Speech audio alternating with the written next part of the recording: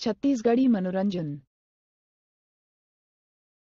दोस्तों, सबसे पहले चैनल को सब्सक्राइब कीजिए और घंटी का निशान को भी क्लिक कर लें। आप मन सुनत हो ये गीत ला यूट्यूब चैनल छत्तीसगढ़ी मनोरंजन ले।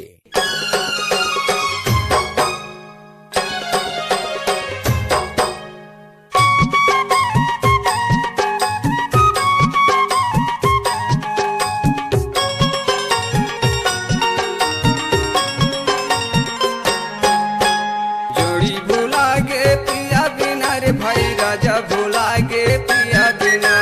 जोड़ी भुला गे पिया बिना रे भाई राजा भुला गे पिया बिना। मैं तो नहीं जाना राम जोड़ी भुला गे पिया बिना। मैं तो नहीं जाना राम जोड़ी भुला गे पिया बिना।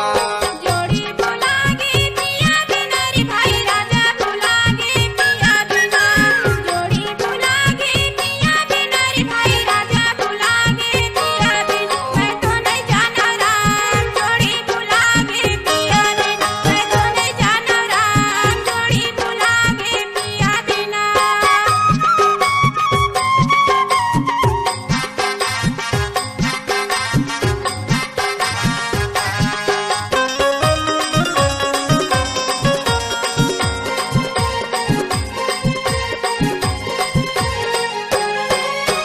कहाँ ले बोले कोलिया रे कहाँ बोले छे जान। कहाँ ले बोले चुटिया कहाँ ले बोले कोलिया रे कहाँ बोले छे जान। कहाँ ले बोले चुटुकिया। मैं तो नहीं जाना राम जोड़ी भुला गे पिया बिना। मैं तो नहीं जाना राम जोड़ी भुला गे पिया बिना।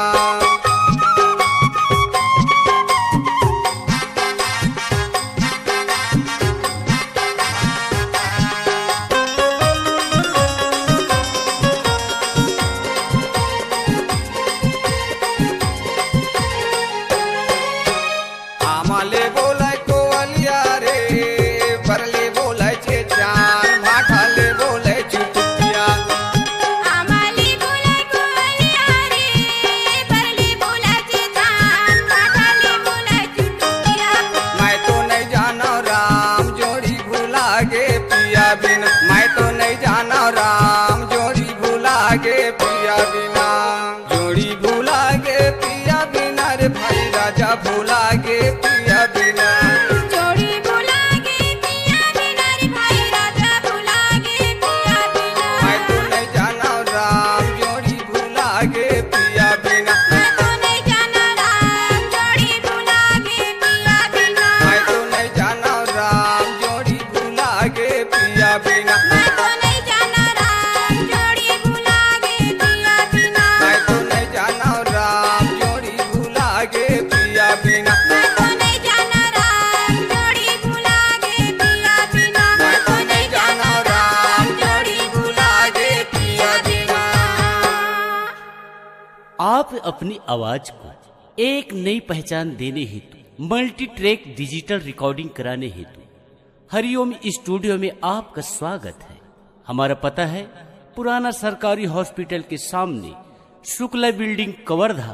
हमारा संपर्क नंबर है 7389765421। जी हाँ, जरूर आइएगा।